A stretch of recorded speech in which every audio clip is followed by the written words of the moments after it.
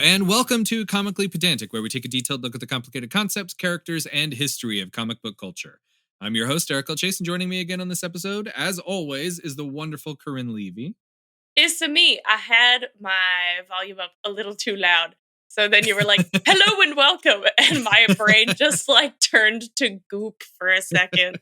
But I'm okay now. I'm here. I am present. So I guess before we get started on this episode, I should ask what your bright spot for this week is. Oh, I don't know. I feel like I've been so busy. I like hanging out with my cat as usual. I got a haircut. That's always fun. My head feels like 5 pounds lighter. Yeah, I like the look. Thanks. It's fun. I got bangs. Since this is an audio only medium, I used to not have bangs and now I have them. So that's been fun. I like that. Oh, I found this is like my very on brand bright spot. So we went to Books a Million, and I have been looking for Curse of the White Knight for like a while now. Because I was a dummy, and I just wanted to read the Harley Quinn spinoff, and then I tried to read the first issue like years ago, and I was like, I have no clue what's going on. So then I finally found just the White Knight, and I was like, this is great. Let me do this. And then I was like, now I can read it. And I went to go read the first issue again, and I was like, why do I still not know what's going on? I needed the Curse of the White Knight. So then for like a month, maybe 2 months, it might be more than 2 months, but I won't keep counting. I've now finally found it like last weekend. And so once I finish like the 2 things that I want to read novel-wise, I'm gonna read it. And then I can finally do the Harley Quinn spinoff.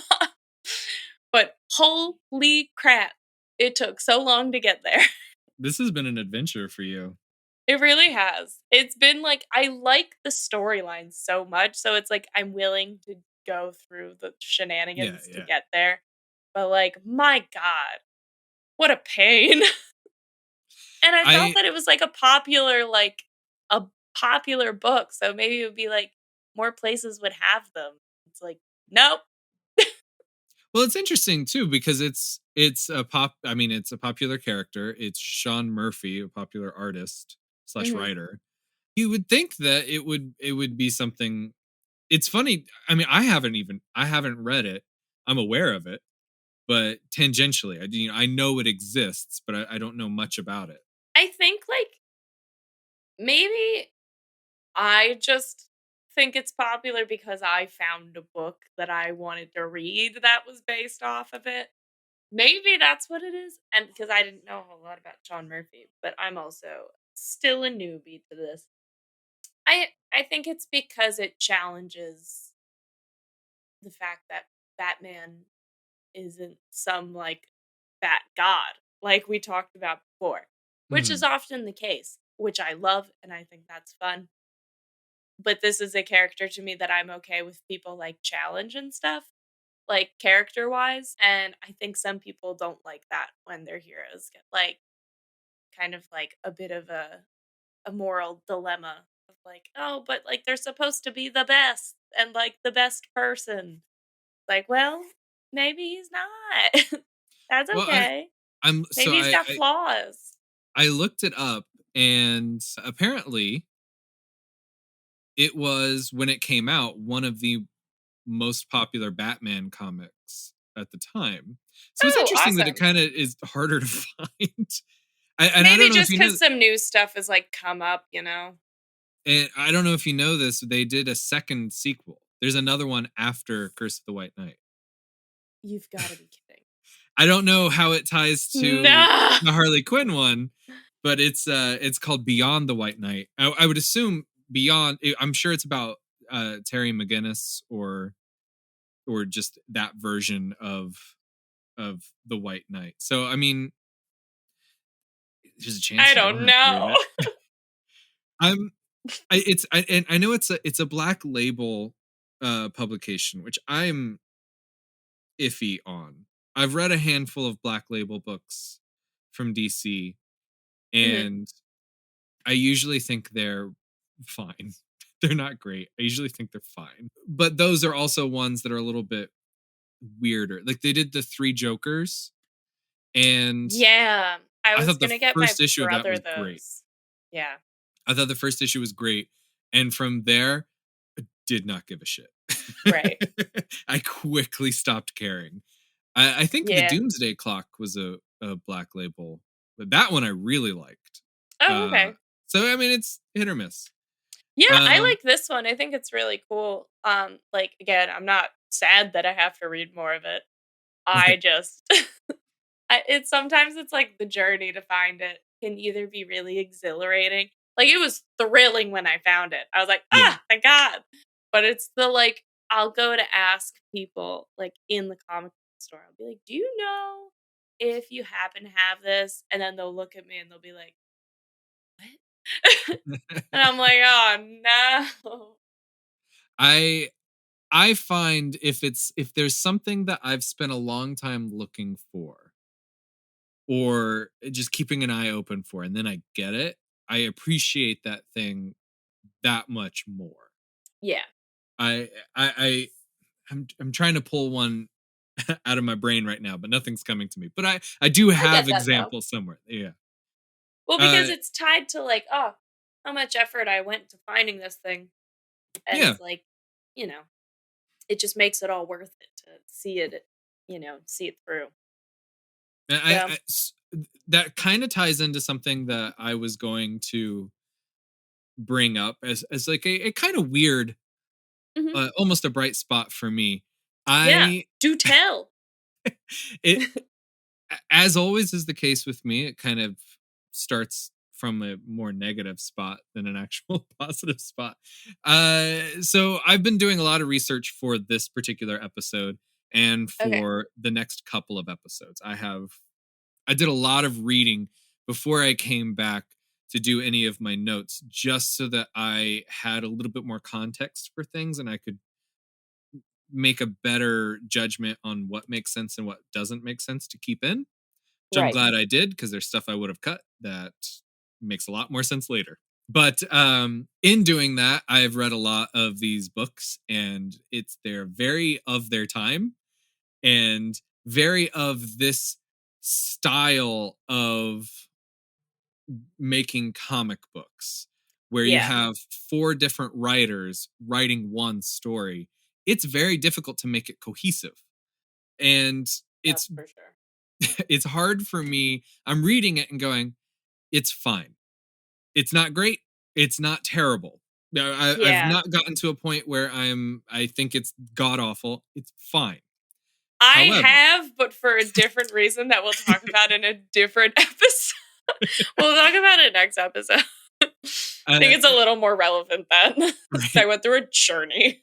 So I got to this point, and last night Austin, my fiance, is sick, but was sick last night as well, and was having trouble breathing while she was asleep, and I was having trouble sleeping.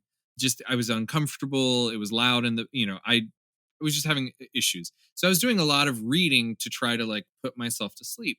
Yeah. And I didn't want to read any more of Spider-Man because I don't want to get too far ahead and then feel like I'm doubling back to try to write my notes. I just wanted to get like a little bit ahead so I have some Yeah. context.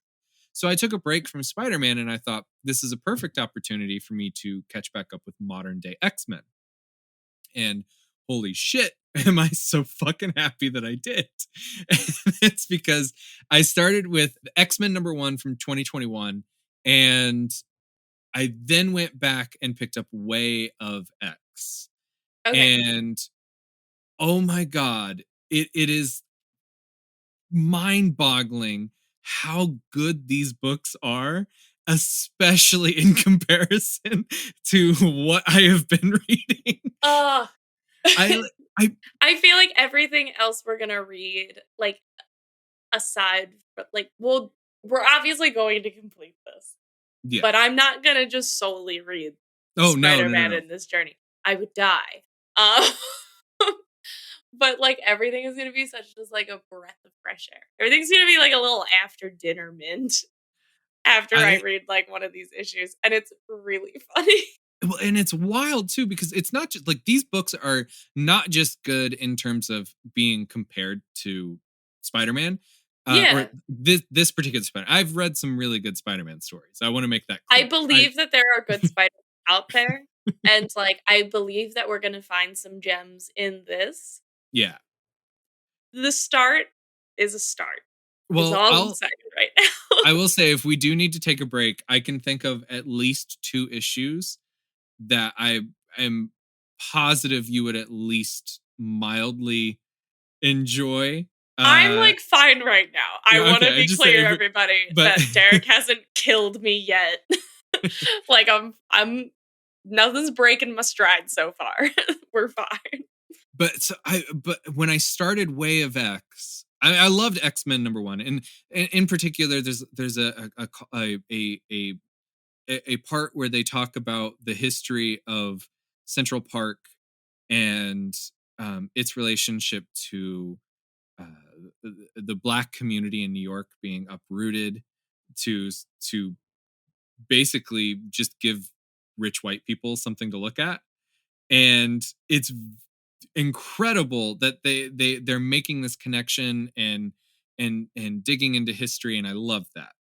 Yeah. Way of X caught me because I have a deep love for spiritual things, and in particular religion, and the way that that interacts with how people interact with the world.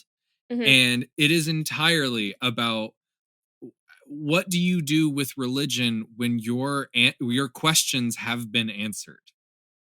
Oh, It okay. is so good. that That's cool. it's there's in the X-Men series, they've basically conquered death. Death has no meaning. If you die, they can bring you back.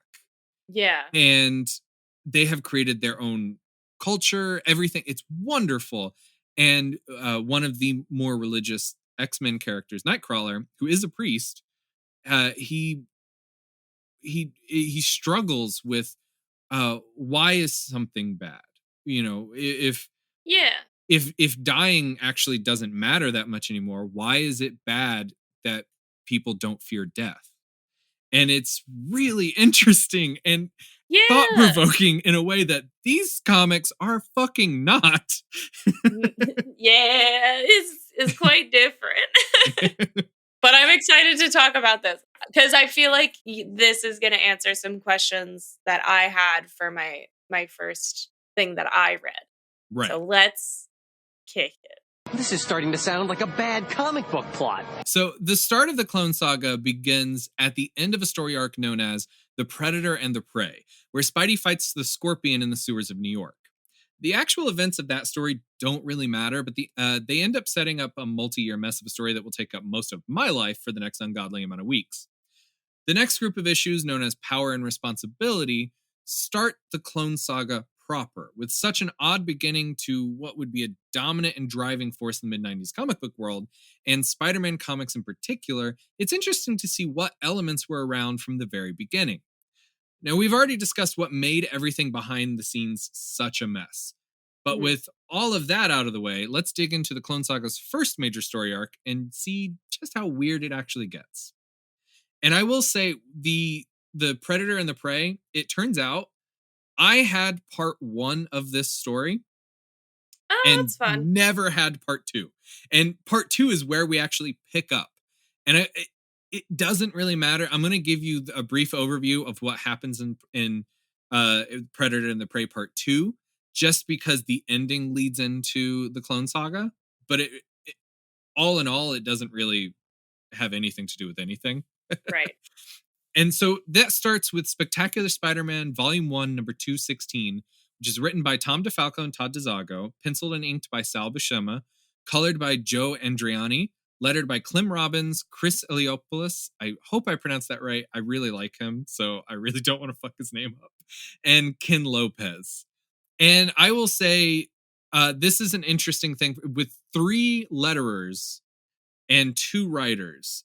To me, that means that this was something that was probably either put on the back burner or rushed, because Right. that's Okay. usually you'll usually see that with if if a book has a lot of pencilers or a lot of inkers or a lot of letterers, that means that they were really trying to get this shit out quick. Right. And I have a feeling this one was one of those. Spider-Man in this story is looking for the Scorpion, but he's upset that he's not able to be with his Aunt May, who recently had been put into a hospital from a stroke. She's in a coma. And That's why. Okay. So Aunt May has just had a stroke of natural causes. yes. Okay. Great. Continue. Question 1 answered. So all during this, Peter is struggling with his dual identity after 2 major stories in the last 2 years of comic books: Maximum Carnage and Life Theft. Maximum Carnage was a story involving Carnage attacking the New York City with a group of supervillains. Are you aware of who Carnage is? I mean, they just made a movie, so like, It's Red Venom, right? yeah, basically Red Venom. That's what I know pretty much. If I remember right, in a way that like Venom essentially made Carnage. Like the Oobleck essentially spawned more Yeah, Oobleck. Okay. it's complicated, and Cletus Cassidy, who is the human host for Carnage, was a serial killer before joining with the symbiote and becoming Oh, Carnage. that's rough. And So Venom was just like a dude, right? He was also like a reporter or something. yeah, Venom was just a dude. Yeah, that's what I thought. Okay. And the interesting thing about Maximum Carnage is that it was a 12-issue story arc where you would think that a lot more happens, but it's really just a bunch of fight scenes. And then at the end, they shoot a gun full of positivity at the bad guys. And that's how they win. Oh, I love a positive. That's fun. That's very YMCA camp. I dig that. It's really interesting. I liked it way more than I thought I would, but I more have a bunch of positivity for that story arc because they made a video game, and when I was younger, I had that video game and thought it was the coolest. I mean, hey, core memory. The other story arc that Peter is dealing with was Life Theft, which involved the Chameleon. Do you know who the Chameleon is? No. All right. Do you know So who we have Craven the the Hunter is? scorpion and the kind of. All right. Craven the Hunter was a guy who hunted people. There you go. So the Chameleon has the ability to mimic other people. He can put on masks. At one point, I believe he actually physically changed his face to be able to mimic other people just by like taking a picture of them or something like that. Oh, okay. Something really weird. He's a master of disguise. That's the biggest thing you need to know. Right. And in Life Theft, Chameleon created robotic copies of Peter Parker's parents in order to get them to learn more about Spider-Man. Now, this was something that over the course of like a while in the comic book, Peter believed his parents were actually alive. Oh. And then learned that they were robots and then also watched them die again. Oh, that's brutal. So Peter is dealing with the fallout of having to fight Carnage for an extremely long period of time, dealing with watching his parents die again, and his aunt, who has taken care of him for most of his life, having a stroke and being in a coma. Yeah. So due to all of this, he's been struggling quite a bit with anger and also with not really wanting to be Peter Parker anymore. He's just kind of running around as a superhero and refusing to deal with his regular life. Right. So during this, Scorpion has been trying to leave his criminal past behind. He wants to be just a regular person. He wants to try to fix things. And while visiting a friend in the hospital, he is told that his living expenses will be paid for while he tries to get things worked out. And at the same time, Peter is visiting his aunt just a few doors down. So they're both in the hospital at the same time. Okay. During this, Peter's spider sense goes off and he realizes that Scorpion is nearby. So when he tries to go after him, he runs into J. Jonah Jameson, who gives Peter his condolences for what has happened to May. He tells Peter that he's a good nephew, but Peter tells him he has to run and goes after Scorpion. All good, all great. I think the J. Jonah Jameson stuff is just sweet because you never really get that out of him, and I Yeah. really Spider-Man follows Scorpion into the sewers and he attacks him. During the fight, Scorpion keeps saying he's trying to change, but Spider-Man doesn't want to hear it.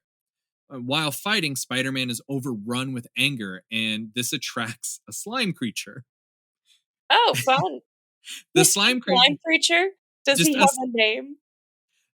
I don't think so. And I spent so long trying to look this up because, like I said, I had part one to this, and I have read part one, and I was like, it's so intrigued because you get to see things from the slime creature's perspective, but you don't know.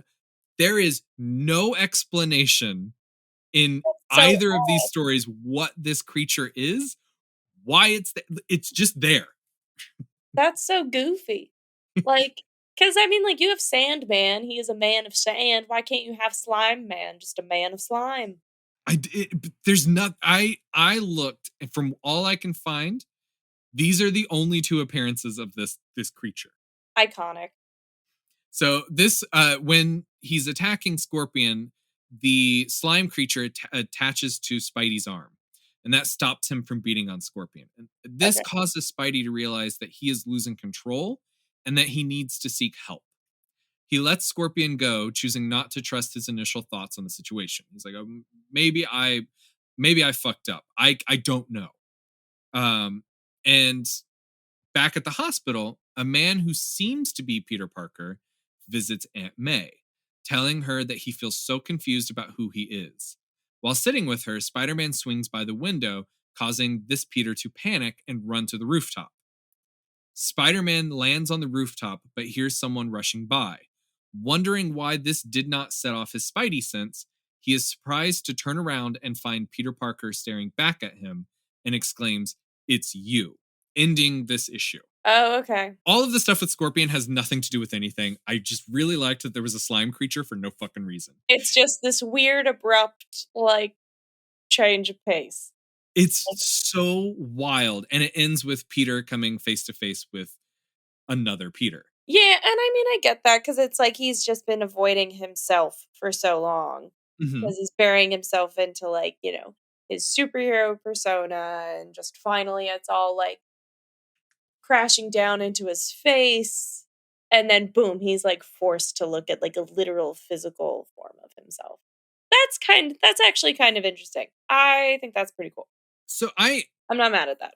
I like the way that you're looking at this because I will say I read through these just reading them and then writing my notes afterward, thinking about the themes of the story.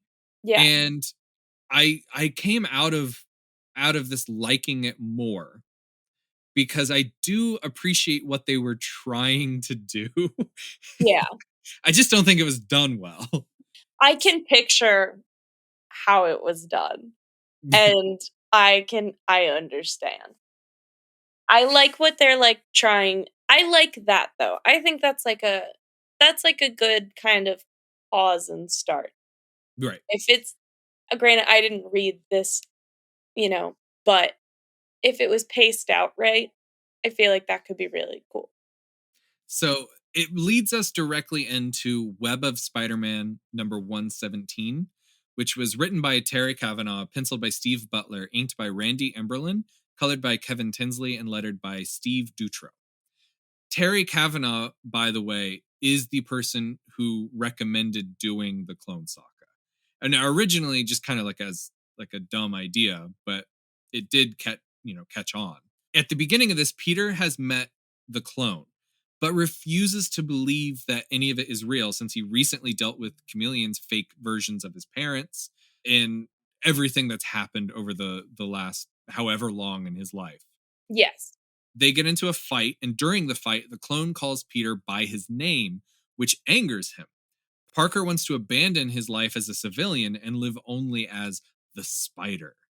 And if you were reading Spider-Man comics at this time, that is something that comes up over and over again. And I can tell you that as someone who has, especially while reading these for the first time, was dealing with a lot of depression and anxiety growing up, it felt interesting to read, but it is tonally inconsistent with Spider-Man the character.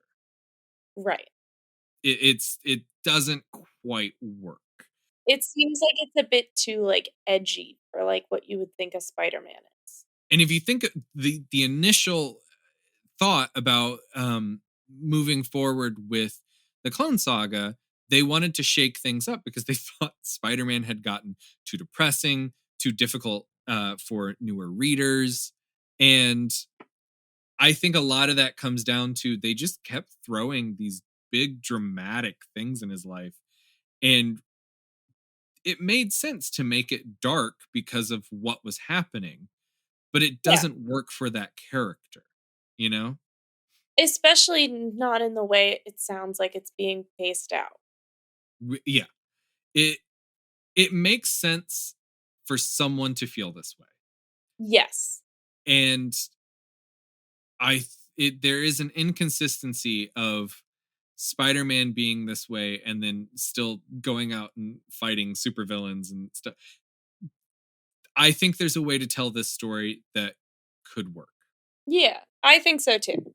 Right now, Eh, probably not with Back at Ravencroft Institute, which if you don't know what Ravencroft Institute is, it's which I essentially don't. Spider-Man's version of Arkham Asylum.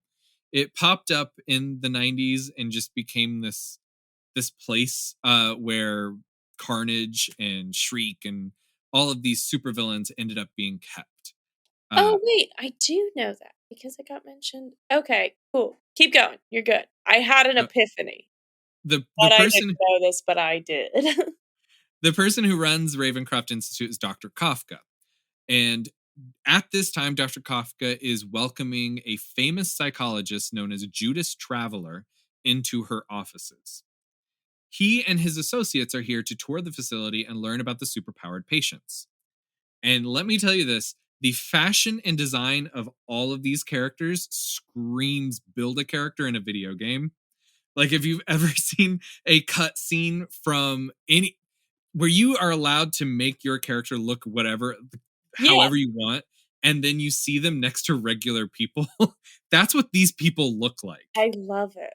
Look up Judas Traveler because I will. also You keep doing your thing, but I'm keep on in it mind already. keep in mind while you look at Judas Traveler, Dr. Kafka believes this person to be a famous and respected psychologist. I love it. Peter But Parker and his clone continue to fight back in the middle of Manhattan, with Peter noticing that his spider sense keeps not going off when the clone attacks. When the other Parker reveals that he is the clone from years earlier, Peter becomes enraged, believing that this clone is just another plot against him by the Jackal. The clone knocks Peter out and decides to run away. So, another thing that is interesting here is the the original Clone Saga had up until this point kind of been retconned, and it's never mentioned within this story. yeah. The retcon is that the clones were not really clones. They were people with uh DNA overwriting theirs, so they end up becoming a Yeah. copy. And that's never mentioned throughout this story, which is interesting. Um, Oh, okay. anyway, after Judas Traveler has toured Ravencroft, he reveals that the facility was chosen as the perfect location for his ultimate experiment. Walking through all the cells, he notices villain after villain whose motivations are almost entirely enveloped in hurting Spider Man. During this scene, he shows some power in that he is able to separate Carnage the symbiote from his human host, Cletus Cassidy. Okay. Judas then commands his students to prepare the facility, and Chakra, one of his students, projects herself in front of Spider Man, who had just recovered from being knocked unconscious during his fight with his clone. Okay. She tells Spider Man they've taken over Ravencroft and will kill everyone inside if Spider Man doesn't intervene. However, if Spider Man defeats Traveler, he will release all of the supervillains into the general public. Now, I have two issues with this. The first one is how the fuck she knew where Spider Man was. And like the implications of that are pretty weird. Like she just is able to find him and tell Yeah. him this information. Two, if Spider-Man defeats Traveler, how is he going to release the supervillains into the general public? Because he would have been defeated. It's not clear. Yeah, like, I mean, unless it was one of those, like, oh, he had, like, a button on his vest all along, but, like, it it just doesn't. It's not it's not out of the question. It's just not presented in a way that is that clear. Yeah, it seems kinda, and it also just, it's all a weird lose-lose situation that doesn't seem to be very, like, thought through. Yeah. Because it's also, like, and also was Judas Traveler, like, brought up before this? This is Judas Traveler's first appearance. And they've already made him, like, he's the leader in this whole asylum now, and it's just goofy. he's It's a just little he's goofy. he's I like, supposed to be this like famous person who's visiting and then just and then he's like, "Surprise, I'm yeah. nobody that you know." The now after all of this, the remaining students of Traveler take control of the facility while Traveler himself uses his vague powers to knock out the staff. I say vague powers because he does whatever the situation demands of him in this story. Great, I- he's just a Swiss Army knife. right. The clone then reveals that he had been hiding nearby and he doesn't believe that Peter is in the best shape to go fight a supervillain. And while he's thinking all of this, he digs out some old web shooters and a mask, and he seems ready to follow Peter. But meanwhile, Mary Jane has been sitting with Aunt May until her own aunt, Aunt Anna, who's May's friend, visits and questions her on where Peter could be, basically saying Peter's a bad husband. Without saying Peter's a bad husband, she just kind of does the thing of like, well, a good husband would be here, Yeah. And it's not wrong. It's Peter's not doing great right now. He's not. He's suffering a little bit. That also answers another question I had. So that's good. Wait, what was it? What was that question? I'm curious. So there's a hospital scene in the first issue that I had to read, Hmm. and Mary Jane's aunt is briefly in that scene, but they just say like Mrs. Watson or something, Yeah. and I was like, "Oh my god, is Peter like 85?" And then is this just like Mary Jane Watson is 85 or so? So I it was very confusing for me for a minute, but we will go through that process at a later episode. You can continue. It's so now when Peter clarified for me, and I'm very grateful for that. when Peter arrives at Ravencroft, he realizes that the entire building has a strange magical barrier around the outside. The staff of the facility had all been teleported outside with the police. Being the police, they decide to shoot Judas the moment he makes his presence known, but the bullets just bounce off of him. Again, So right vague now, superpowers. we have can teleport other people, Hmm. can knock people out, Hmm. and is bulletproof. He also had the ability to remove Carnage's symbiote from That's Cletus. right. Okay. I don't know what power that would be, So but weird bio yeah. extraction. So after all of this, and he gets shot, and the bullets bounce off, all that, Spider-Man enters the building to face Traveler, and that ends Web of Spider-Man number 117. Okay. So that It's leads very us. weird so far. It's This is a wild story. I just wait. Okay. So Keep going. Keep going. the next comic that we're covering is Amazing Spider-Man Volume 1, number 394, which was written by J.M. DeMatteis, penciled by Mark Bagley, who is my favorite Spider-Man artist, by the way. Okay. Uh, absolutely love his work. Inked by Larry Malstedt, colored by Bob Sharon, and lettered by Joe Rosen. Now, despite what the previous issue clearly set up, Peter's clone is still at the hospital and he refuses to leave Aunt May's side. So during the previous issue, he digs out his gloves and his mask, and he seems like he's about to head out, but then he's just like, fuck it, I'm gonna go hang out with with my aunt who's in a coma. With my aunt who's not my aunt, but who is my aunt? Yeah. Yeah. Dr. Kafka realizes that her assistant, Edward Wieland, is the only member of the staff who had not been transported outside of Ravencroft when everyone else was. Now, Edward Wieland is the reformed supervillain Vermin.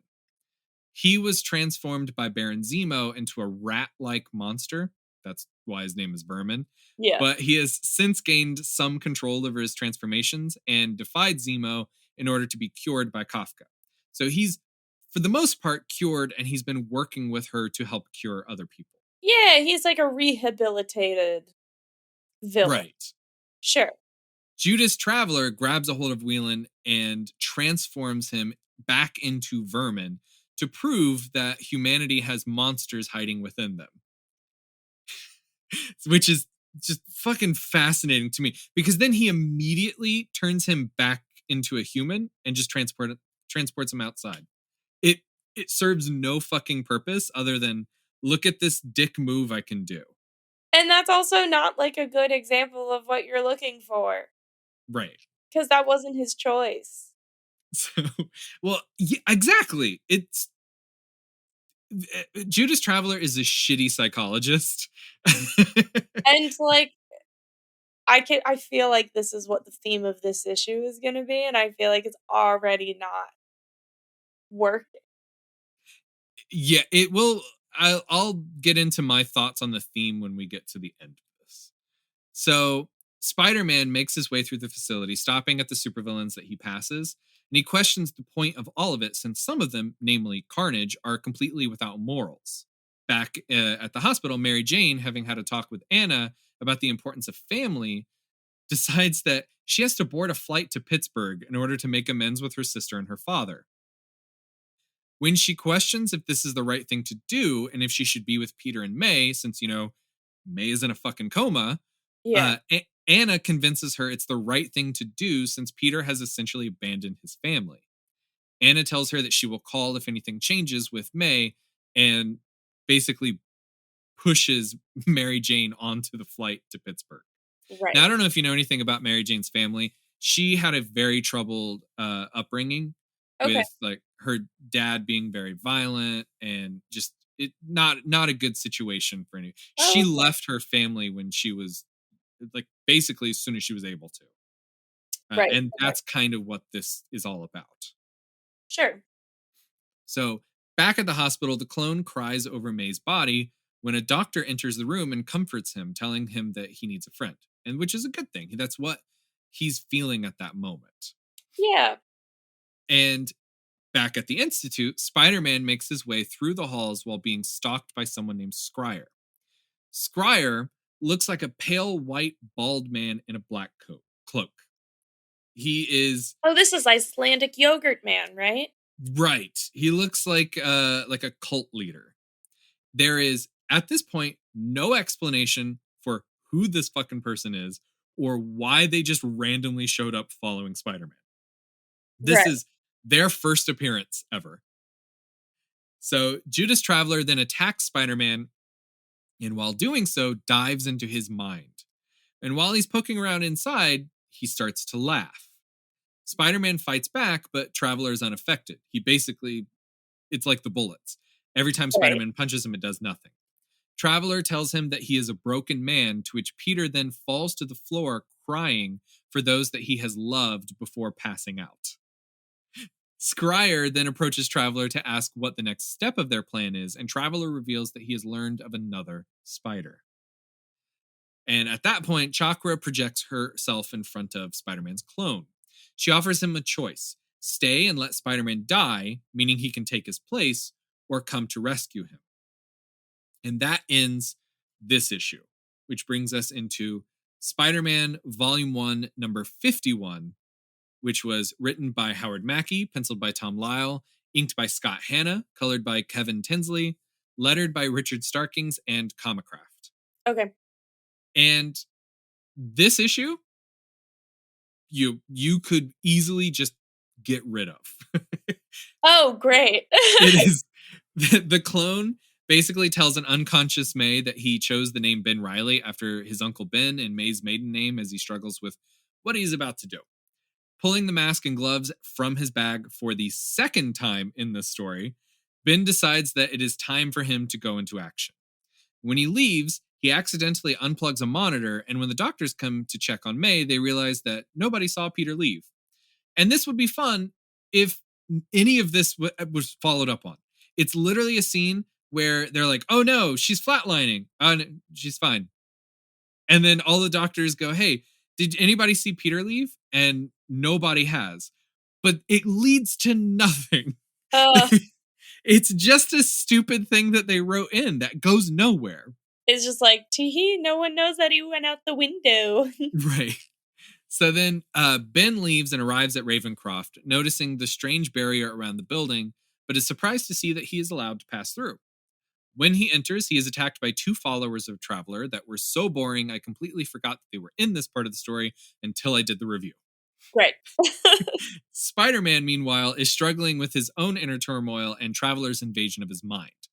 Throughout the experience, he keeps coming back to his mantra, with great power comes great responsibility. Spider-Man breaks free from his mental conditioning, but is subdued by Judas Traveler. Basically, go to sleep. Just then, Ben comes crashing into the room, and the two Spider-Men decide to work together to defeat Traveler. Cool. So, if you notice, this entire issue was Ben leaves, shows up at Ravencroft, and then teams up with Spider-Man. Yeah. You could have done that in 2 pages. Absolutely. Which leads us to Spectacular Spider-Man number 217, which was written by Tom DeFalco, penciled and inked by Sal Buscema, colored by Kevin Tinsley, lettered by Clem Robbins. Traveler uses his powers to render both Spider-Man unconscious and has them moved to the basement of the facility. So both of them have been knocked out and taken to the basement. Cool. Scryer then informs Traveler that they can't afford to keep the barrier up much longer since it is draining their resources. Traveler allows his underlings to release the prisoners, revealing that he never wanted to kill them to begin with. When Peter wakes up, he attacks Ben, believing the clone to be just part of the conspiracy against him. The amount of times that they get into pointless fights in this is so stupid. Yeah, it's just like, okay, this guy clearly just tried to help you. Yeah. Like, how hard did you get knocked out to forget the past, 10 minutes? You know? And during the fight, Ben correctly identifies the issues that the Spider-Man titles have had at that time. He states, "You've changed, Parker. You used to have a sense of humor, a flair for jokes and witticisms. What happened? Why are you so bitter and angry?"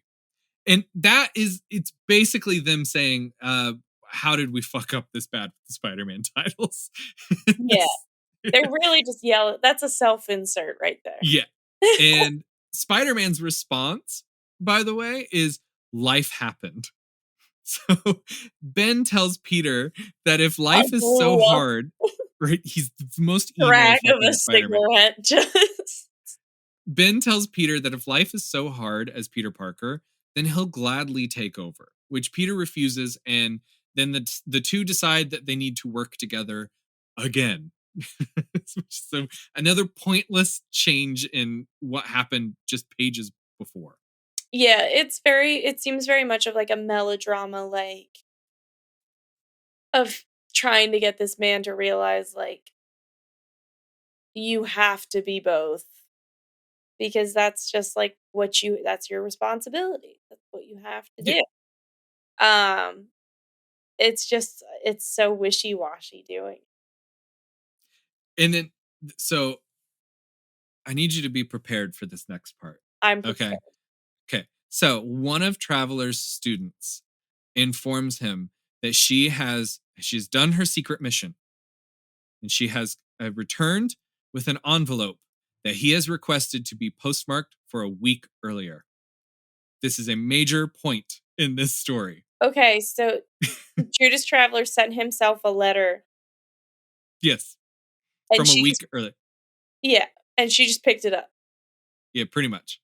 This is very much already very William Shakespeare, like, "Deliver this letter, but don't read it, and don't let anybody see it until the right moment." And then And, the and king's like, Traveler says that all of this is part of his deception in the game that they are playing. "Okay, He then sends Scryer to shut down the force field around the facility and tells everyone to prepare to leave. And as the force field dissipates outside, I think it turns into a gas. That was my reading of the situation. And everyone that was outside of the facility is knocked unconscious from the gas spreading. okay, sure." Mary Jane, on her flight to Pittsburgh, thinks about her husband, everything that they've gone through, and how much Peter is in pain. And then she gets up and rushes to the bathroom because she is going to get sick from all of the emotional turmoil. Right. That's it for Mary Jane in this story. the Oh, two okay. the two Spider-Men make their way through Ravencroft and run into Wild Whip, an incredibly important character that Ben knows, but Peter doesn't, which has never been explained, as this is the literal only appearance of the character to date.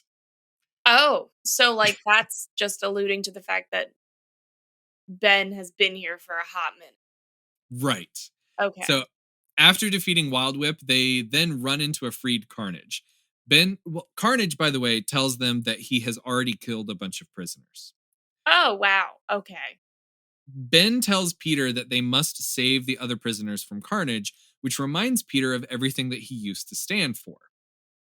The two then team up and defeat Carnage. Sure. Traveler leaves the letter that he got from his assistant in Kafka's office and starts to depart. The two Spider-Men split up so that Ben can take on Traveler's students and Peter can go after the mastermind. When Ben jumps into a getaway vehicle to stop the students, the car explodes, apparently killing him. Traveler then uses his powers to knock out Spider-Man, and when he comes to, everyone is gone. This happens over and over. Every time Spider-Man gets close to Traveler, he just like waves his hand and knocks Spider-Man out. And it's fucking annoying. It's so stupid. It's the worst way to handle this situation.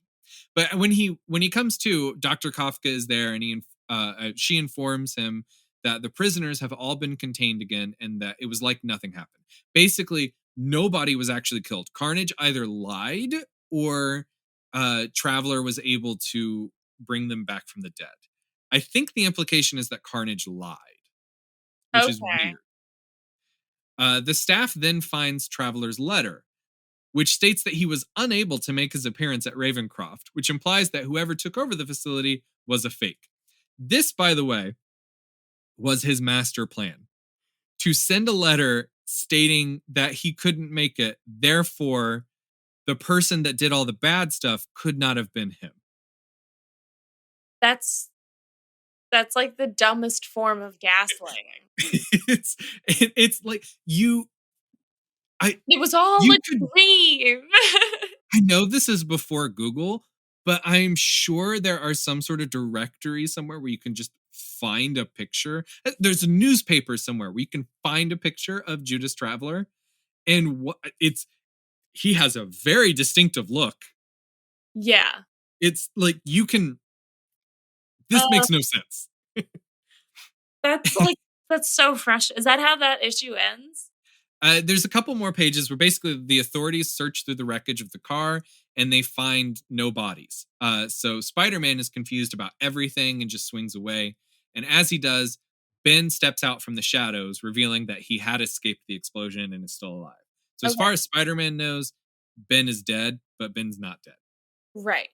And that's how it ends. Okay. Uh, I think the first issue that you talked about was still my favorite. Mine too, which is crazy because it really doesn't have anything to do with the Clone Saga, other than just, oh hey, there's that guy. Other than the ending. Yeah. I feel like that was so much better done. Yeah. Like to I show like the whole like Peter Parker Spider-Man term. Because like everything else, it was just like it felt like a pity party. Because it would just Yes. be like, "Oh, poor me. I'm Spider-Man. Oh no, I got knocked out. I'm Spider-Man." Like it I that's a That's weird. And it didn't answer as many questions as I thought it would for, like because I am basically, like, chapter 2 of this, like, Yeah. so I knew I was gonna not know some things, like, walking into it. Mhm. Um, but damn, that's I don't know. Okay, so what were, like, some things that you liked about, like, what you read then for this episode?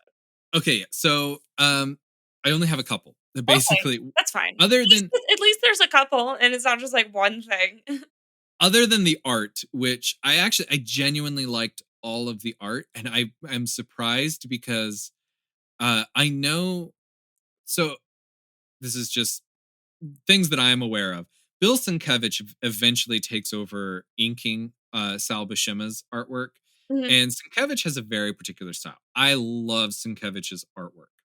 Sure. However, when he inks other people, it ends up looking like his artwork, and if they're not very well matched, it looks very dark and muddled and it does not fit Spider-Man.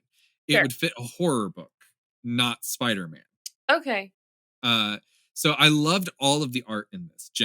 Generally speaking, it was great. Especially, like I said, Mark Bagley. He's got a very expressive style. Big fan. Uh, the setup of Ben revealing that Spider-Man had strayed from his path is a really nice choice, but it's not one that really gets much airtime. It's something that they just kind of bring up every so often of like, hey, you uh are not doing what Spider-Man does. Maybe you should do what Spider-Man does. And then Yeah. Peter kind of like pulls himself back, but then he falls back into this shitty behavior, which I guess is realistic, but it's repetitive as hell in this story. Yeah, and I have art and I've kind of found, like, a similar problem where it's like they wanna it seems like, based on what I've read and what you've just told me, that they Mhm. wanna touch on these really, like, I guess, like, profound kind of thoughts, like, with mental illness or, like, I had read, like, a short little bit that had a bit to do with, like, the Mary Jane, like, married relationship, Mhm. and, like, the concept in and of itself was really interesting, but it just, like it seemed like it was too early in, like, the style to write about it properly, if that makes sense. Because like, right now, like, it's, like, the early '90s of comics, and everything's, like, very bright and poppy, and, Mhm. like, especially with Spider-Man, like, everybody expects it to just be, like, snappy and, like, fun and quick, but, like, the things that they wanna talk about or are trying to talk about, I feel like need to be a slower process in general. Like, or just, Yeah, you know, like, it I can't just be think like, "Snap out of it, kid. Like, go get yourself an ice cream and perk it up." Like, it can't be that, but, like, that's how they're trying to solve it, so it's very bizarre. Because like and from what I've read so far, there's you barely see Peter Parker at all at the moment. yeah, so I was actually going to touch on that. After this story, Mhm. they took the two lowest selling titles of Spider-Man, Sure. which were Web of Spider-Man and um I think it was just the regular Spider-Man. And they gave those to Ben. And then the other two titles were given to Peter. So Okay. as you read the story arcs, they're kind of split between Ben and Peter. Interesting. Okay, that is cool to know. Because so far, it's been on my end, it's been very Ben focused at the moment. Yeah. So, Now that's that I get that's not going to last forever because nothing does in this. no, I mean, like, especially if it's gonna be going on for, like, 3-ish years, Yeah, and essentially. now keep in mind everything I just read you. That's 1 month. That's usually one book comes out during that time. But Yeah, because Spider-Man has four, they decided to use all four issues to tell one story. yeah. it's difficult. And especially at this Yeah. time, that's requiring you as a reader to spend like $20 something like Yeah. on a comic book each month to get one story. And also this is my what didn't work. I have one more thing in what did work, but I'm gonna skip down to what didn't work for this, Sure. which is uh there are tons of setups and no payoffs, and a meandering story, and that I think is a result of them having four different writers for each chapter of this story. Yeah. So like uh you have the doctor noticing that Peter isn't in the room when nobody saw him leave, Traveler keeping Vermin inside only to then say never mind and throw him outside, Ben revealing that he had operated as a superhero to defeat Wild Whip, and then Wild Whip literally being just a random fucking villain that shows up even though they play it up as like, oh, it's this big deal. Right. And then you also have like Ben taking out his web shooters and his gloves and his mask, and then putting them back, and then the next issue doing the same thing. It's I don't think that they were on the same page in how they were planning to write this. Right. Also, Peter deciding he was going to work with his clone, and then the next issue deciding that he's going to fight his clone because he doesn't believe him anymore. It's just meandering bullshit, you know. Yeah. It is an interesting start for sure. Now, you mentioned the particular time that Spider-Man was being written in. So this is 93, I believe. Yes, I think Um, so. Because a so lot of mine oh, wait, hold on one second. Actually, it might not be. It might be 1990. no, it's after 1990. It's 'Cause okay, interesting. I would assume it's 93.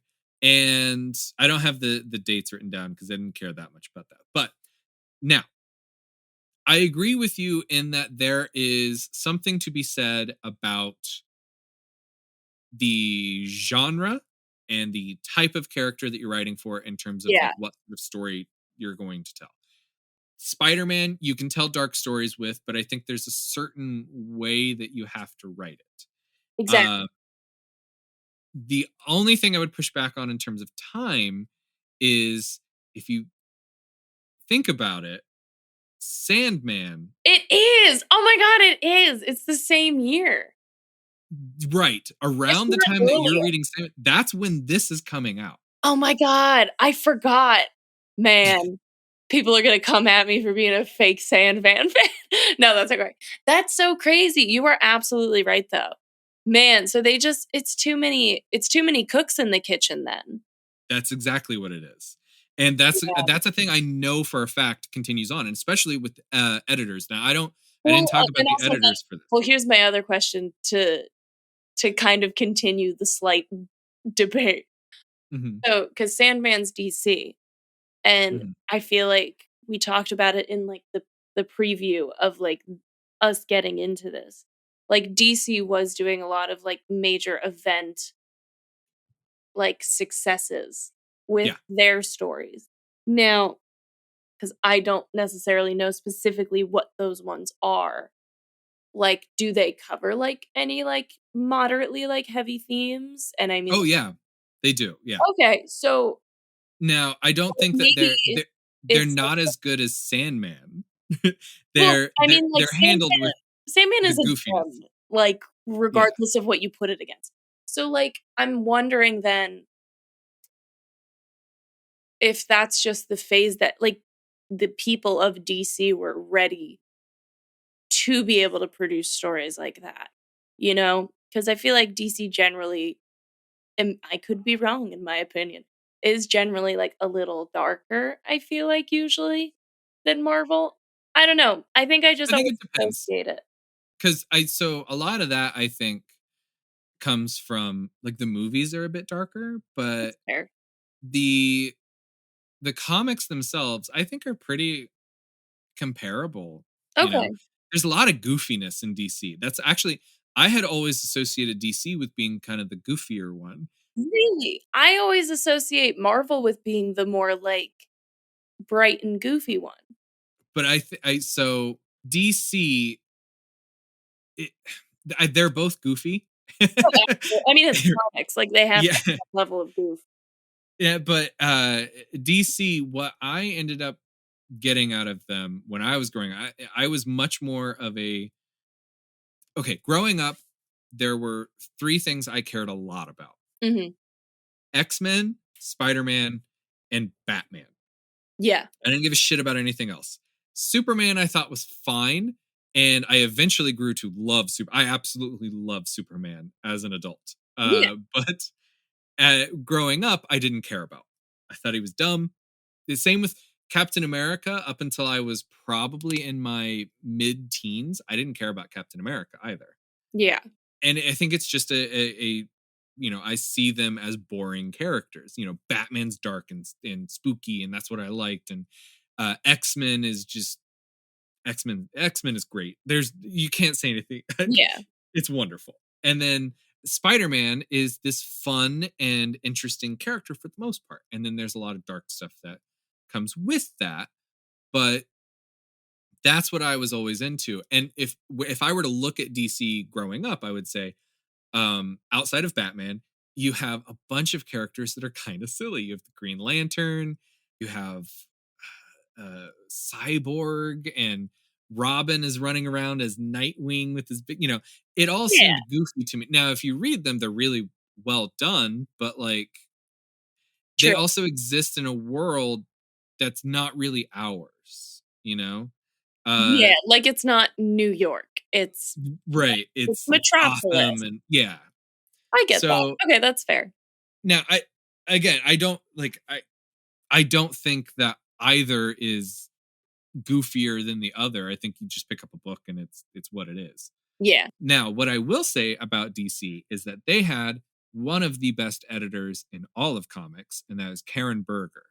Right. And she brought in so much insane talent, especially the British talent, to work on what eventually became Vertigo. And that's where you get Swamp Thing and Hellblazer Yeah. and Sandman. That's all because she got talented people and trusted them.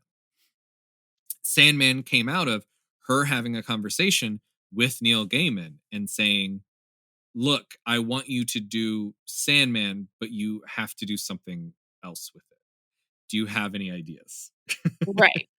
And that's amazing. I can't say more good things about her. She's wonderful. Yeah, sometimes, like, being a leader and being, like, a head person Mhm. is knowing who you can, like, rely on, and Yeah. who, like, is it's noticing other people's talents instead of just highlighting your own. And So keep in mind the other story arcs that were really pushing sales, the big events at the time at DC were Nightfall and the Death of Superman, both of which were well thought out in advance. yeah. They sat down and they said, "All right, we're going to kill Superman. We got to have a plan." Now, I originally read Death of Superman when I was a teenager, and it's like the actual death of Superman part is not really that interesting. Like a guy comes down to Earth and he fights Superman, and they both die. Yeah. Pretty much, it's an interesting setup. There's not a lot to it. What was great about that was they followed up the death of Superman with the reign of Superman, which were all the people that basically took over after Superman died, and then the return of Superman, both of which are way more interesting stories. Right. Yeah. And that was they had this planned from the beginning. And it is very apparent that, like, these are not planned. Like, No. this, like, little set that we just debriefed, not well. Well, and if they were, I do believe that at least for the first little bit of this, they had a plan, Well, that and they were first issue, again, I think that was, like, a good thought out thing that they did, yeah. and and then I it rolled down a I think hill. for the first 3 or 4 months of this, they had a plan. and they kind of stuck to it. I just don't think that they gave anyone enough time to work on making it cohesive, because you have 4 cooks in the kitchen, Yeah. which is way too many. And there's only And one stove. right. And then on top of that, we're not at this point yet, but in a couple of months, they have a major shakeup, and their fucking editor gets taken out, and they got a new editor in charge who has a different idea for how this should go. Yeah. And but anyway, I want to say one more thing that I think is good about this. Yeah. We'll end it on a positive note. Well, and then I have a couple more things that I want to bring up to you too. But Oh, awesome. so one good thing I thought about the Traveler, who not Traveler himself. Traveler makes no fucking sense. None of his Yeah. crew is any interesting. They don't have any like real characterization. And so His far, he has 5 different powers that we don't know where they came from, and they're very Yeah. specific. His goals are interesting. He wants to study like the origins of evil, and he's interested in how Spider-Man relates to all of these people. That's interesting. His plans are fucking stupid. But Traveler noticing how many of these villains are obsessed with Spider-Man and the role that he has played in their lives is a great way to play on responsibility and power. Like that's what this fucking thing is called, right? Yeah, Like the entire absolutely. and Carnage is a great example of this. He exists explicitly because of Peter's actions. Peter brought the symbiote back to Earth, which then made Venom. And even though Venom isn't really like a major bad guy right now, like he's kind of like he's an anti-hero at this point in the comics. Yeah. Um, Carnage is a spawn of Venom. The symbiotes existing on Earth is entirely Spider-Man's fault. Mhm. So he should have the most amount of responsibility. And Carnage as a character is the exact like definition of someone who has power and no responsibility. They're a deadly force to Yeah, deal with. they're just whipping around, you know?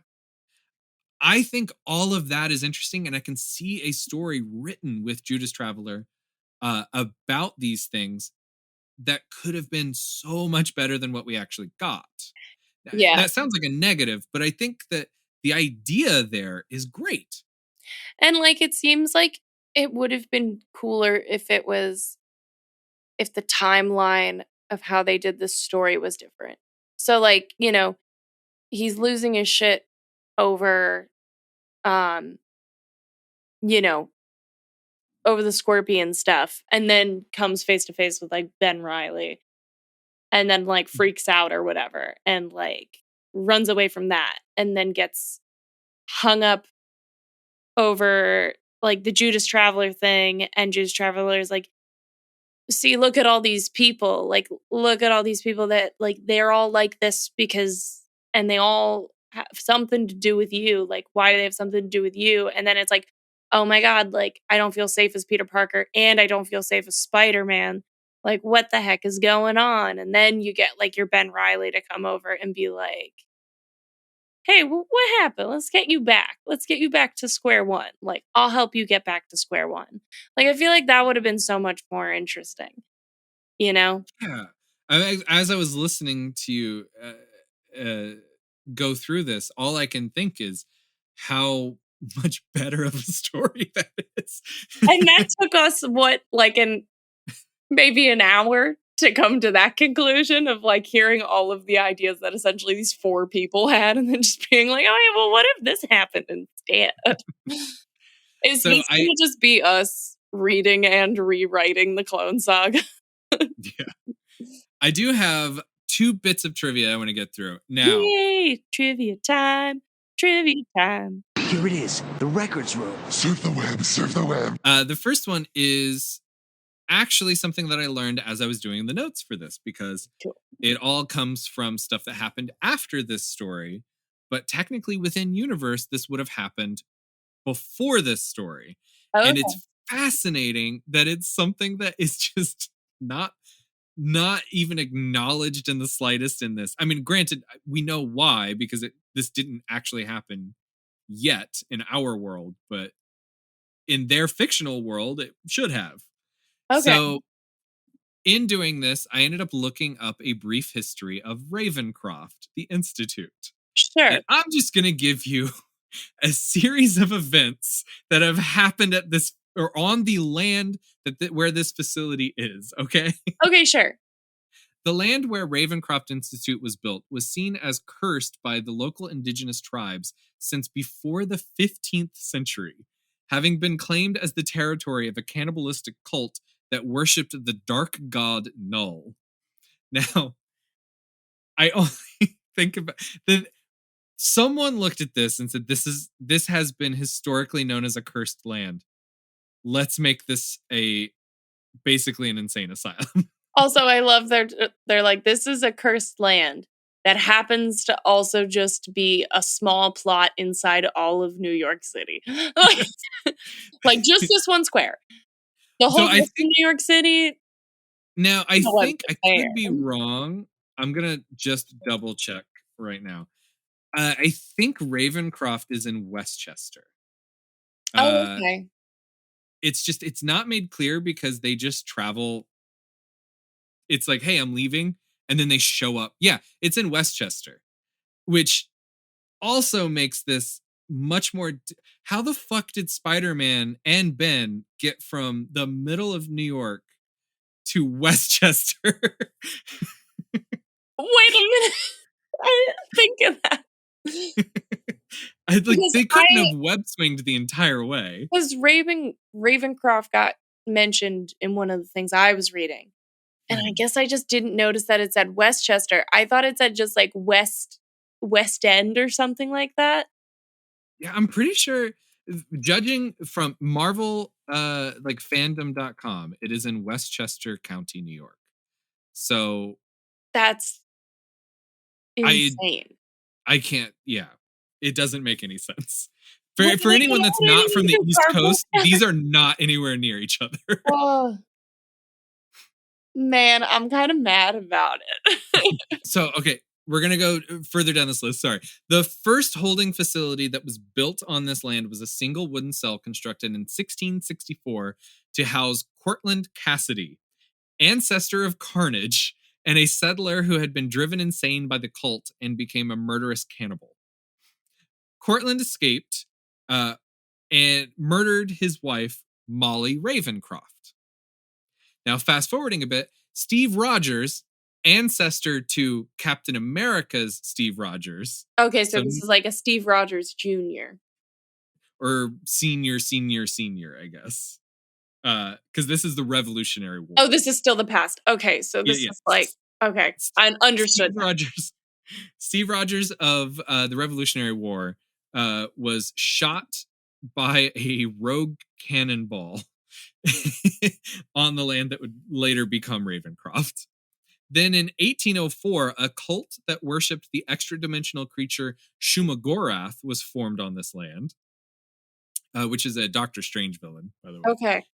At the end of the century, Dr. Jonas Ravencroft, a descendant of Molly Ravencroft, founded a maximum security psychiatric facility on the spot where his ancestor had been murdered. The construction of the facility was met with protest by the locals, with a fire being started on the ground. One of the workers claimed to have been told by Mephisto, who's basically Marvel's devil, Yeah. to cave the foreman's head in with a hammer, but finally the building was completed. So that's where it comes from.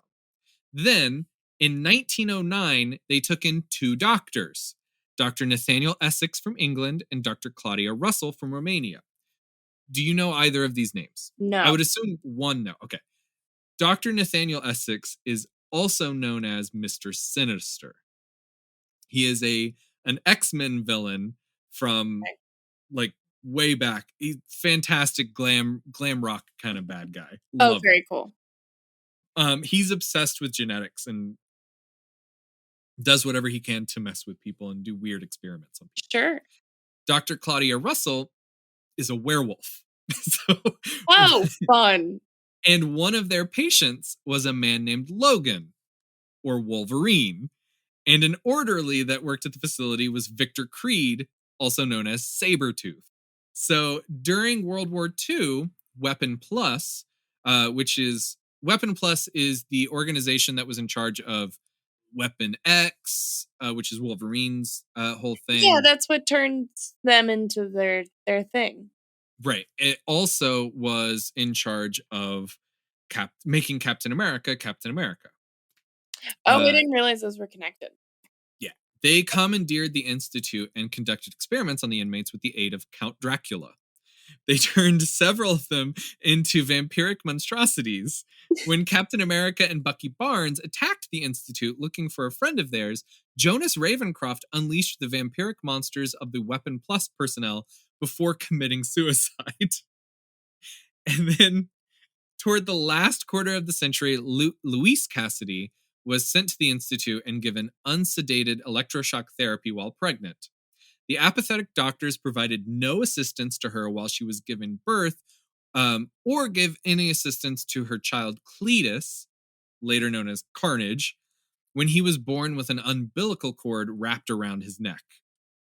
So This is insane.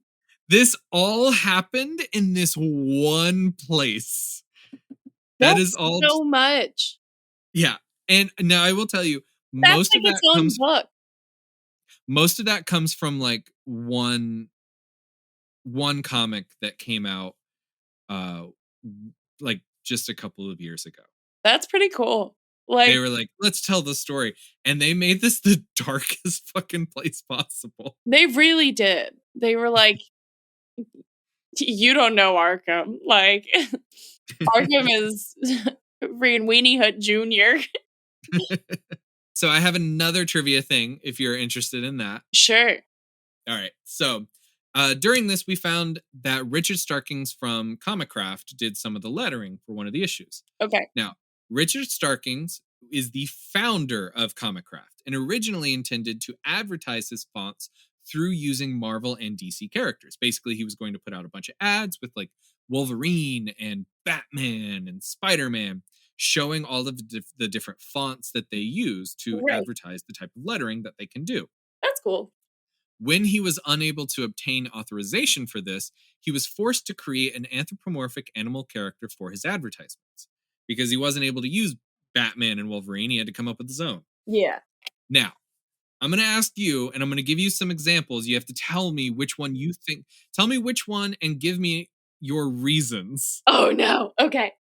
Which character did he create? Okay. I'm ready.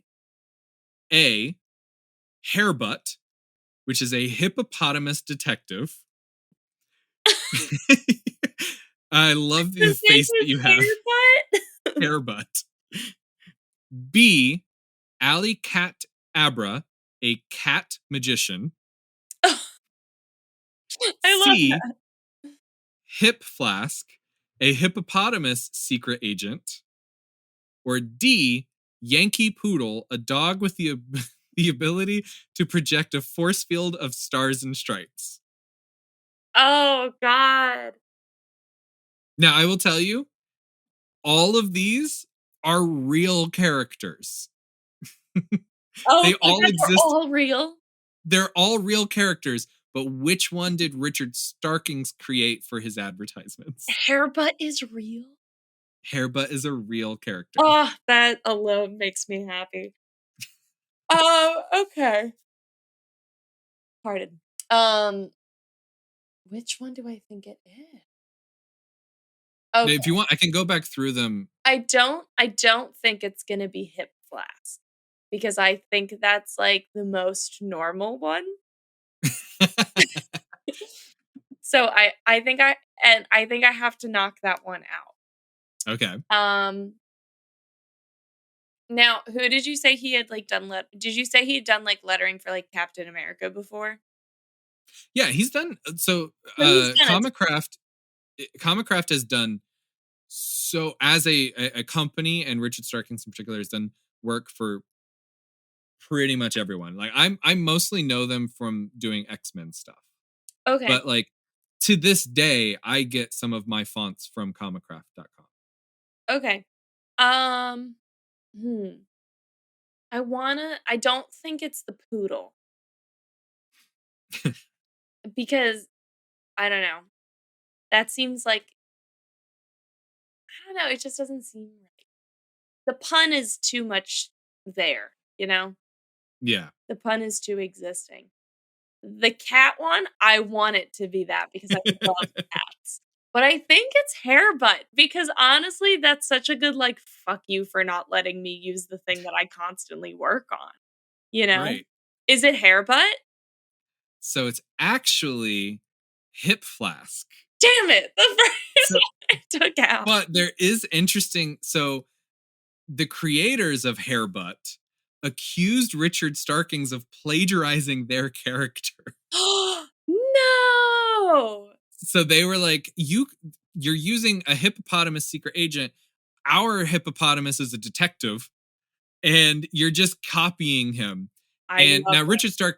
Richard Starkings denies this, and he's like, I didn't even know Hairbutt existed until I created Hip Flask. So like, and nothing ever came of this, but they did publicly accuse him of plagiarizing their character. Ah, I'm looking up Hairbutt, but I put Hippo Detective in front of it Yeah, that's probably a good idea. so that because I knew that it would probably not go well. Hairbutt the hippo. Okay. Wow. He's gritty. Yeah, there was a weird period where the anthropomorphic characters like this were being put into some like really adult situations, Well, yeah. and they were some very interesting comics, I will say. Well, are all the other like characters are they also animals? The one in this in that comic book or the ones that I read to you. I guess with like most of them. Oh, Yeah, it they're looks like all there's like a human being in Hairbutt. it's weird. There so especially if you were to read like I go over this in the episodes I did on Dave Sim.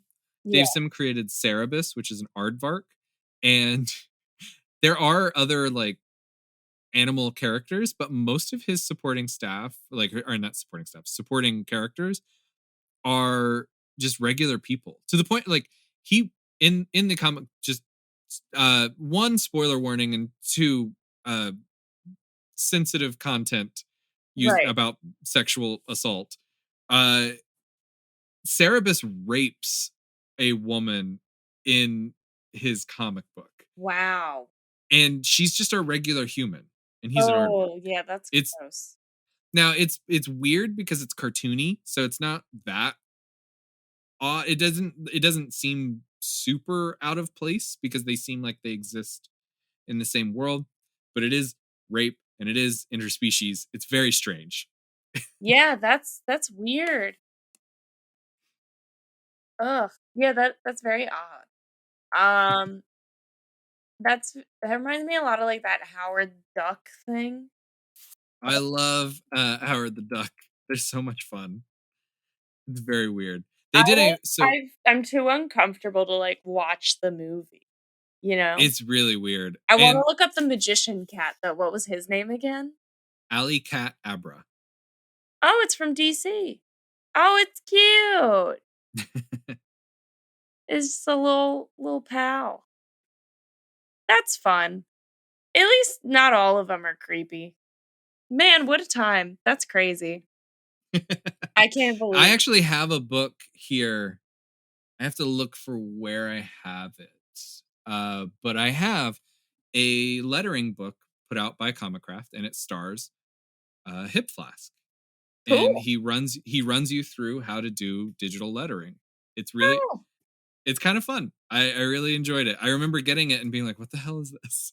I actually got it confused with Hairbutt when I first got it. I thought it was that character because I didn't really look that Oh, really? well.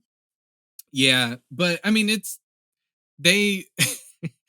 I fully believe that Richard Starkings had no idea that Hairbutt existed.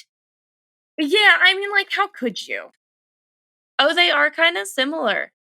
Yeah, I mean, well, I mean, it's hard not to be when you're a hippo. No yeah. offense to not to generalize hippos out there, but, uh, the first photo that comes up is a hippo in a trench coat, and that was what, Hairbutt Yeah, was too. that's pretty much the character. What So, I mean, this was essentially the first major Yeah, story arc of the Clone Saga, Power and Responsibility, and I feel like I think it was fine. I mean, yeah. I know how I would have wanted it done, but I'm not a writer, so Well, and I and I will tell wasn't you, alive in 1993, so I cannot help these people. I have read the next 2 story arcs that I am going to be covering, Okay. and they are handled wildly different, Oh, interesting. even from each other, and I have found myself liking them much more Yeah. than this one, and this one's the thing that started everything, Yeah, and well, it you know what? Maybe it's one of those things where it's like there's a ton of shows that people are out there like, "Oh my god." It's like a lot of time when people talk about Parks and Rec, they're like, "Oh, love Parks and Rec. First season is trash, but keep going, it gets better." And like, I'm just not a person who likes like I hate that kind of advertising. Like oh, I have to trudge through like the first thing for it to get good. That's not something I normally like pick for myself. But we're doing it. I mean, maybe it will get better. It'll be crazy, but maybe it'll get better.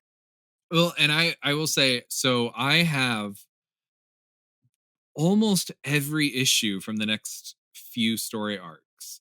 As I was going through it, I realized I've had these and I read them all while I was in high school. Oh, wow. So I remember a lot of this, but now I have much more context to them as I'm coming into them, and I'm actually liking them way more. Well, that's good. So I I think there is something to be taken from these, you know? Yeah, I think so. I mean, like, I think we're gonna be fine. I am taking it very much as, like, still fresh reader for it, and, like, maybe I'll end up liking it. I don't know. We'll see. Mhm. I'm excited to learn more. Well, with that, you can find more information at comicallypedantic.com. You can also follow us on Twitter and Instagram by searching at Pedanticast on both platforms. New episodes come out most Sundays on iTunes, Stitcher, Google Podcasts, Spotify, and at comicallypedantic.com. If you have any comments or questions, you can send them in text or audio recording to comicallypedantic@gmail.com. Please indicate if you'd like your name or your question read on the air. We will be back soon with another deep dive into the world of comics. Actually, it's going to be Corinne's first major episode on her own Wow, wow, wow! I'm so when we excited. when we return for The Exile Returns. But until then, you can find more exciting adventures at your local comic shop.